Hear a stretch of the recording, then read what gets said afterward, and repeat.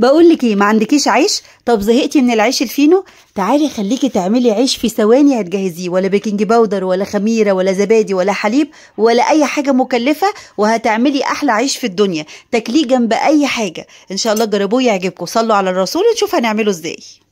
اول حاجه هتجيبي بوله وتضيفي معلقه كبيره ممسوحه من السكر ونص معلقه صغيره من الملح على كوبايه من الميه الدافيه. هندوبهم لحد ما يختفوا عشان العجينه ما تخرصش معانا.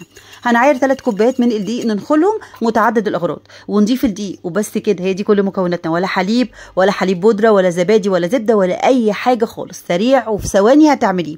هنعجن. ضفت كده معلقتين تاني من الميه بالتدريج على حسب احتياج العجينه ونوعيه الدقيق، واخيرا معلقتين كبار من الزيت، ينفع عادي وزيت زيتون كمان شغال معانا. هنعجن 5 دقايق وكده العجينه بقت جاهزه. مش عايزاها تكون طريه زياده عن اللزوم، متماسكه الى حد ما وليها مطه بسيطه زي ما انتم شايفين. ندهن دهنه بسيطه للبوله بالزيت وجه العجينه ونريحها يعني في حدود من ربع لتلت ساعه. بعد كده رشه بسيطه خالص من الدقيق على الرخامه ونعملها زي الرول. هنقطع العجينه دي على 10 ترغيفه متوسطين الحجم اللي هتشوفوه في الفيديو. ما شاء الله عجينه جميله جدا وسهله، يعني لو زنقت معاكي ومش عندك عيش او زهقتي من الفينو تقدري تقومي تعمليه وتاكليه جنب اي حاجه. هنكور بقى كرات ونغطيهم بكيس عشان وجه العجين ما ينشفش معانا. هنبتدي بقى نشكل اول كوره احنا عملناها. كل ما تريحي العجين كل ما يتفرد معاكي العيش بكل سهوله. حاجه بسيطه خالص من الدقيق، ابدا افرد كده بالنشابه سمك 1 سم وانزل اي دقيق زياده وابدا ارصه جنبي على الرخامه او صينيه لحد لما نخلص. انا بشتغل اول 5 ترغيف اخلصهم، افرد ال5 التانيين. كنت بقى ضايفه جريلا سخنه على النار، لازم تكون سخنه والنار بتاعتي ما تكونش لا عاليه قوي ولا هاديه، تكون متوسطه.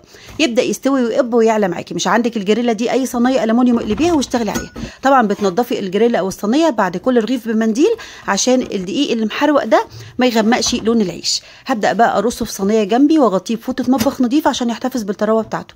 وساعات والله بحطه في كيس او اغلفه بستريتش، بيكون خطير بينقذني وقت الزنقات. مش عندي بقى عيش زي ما قلت لك وكمان بنزهق من العيش الفينو بقوم اعمله.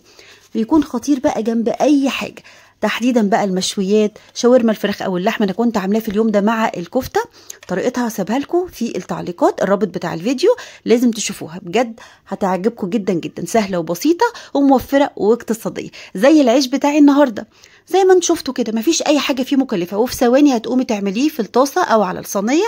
احلى عيش في الدنيا وتعملي منه اجمل سندوتشات بيليق جنب اي اكل. لازم تجربوه وتبعتولي وبالهنا.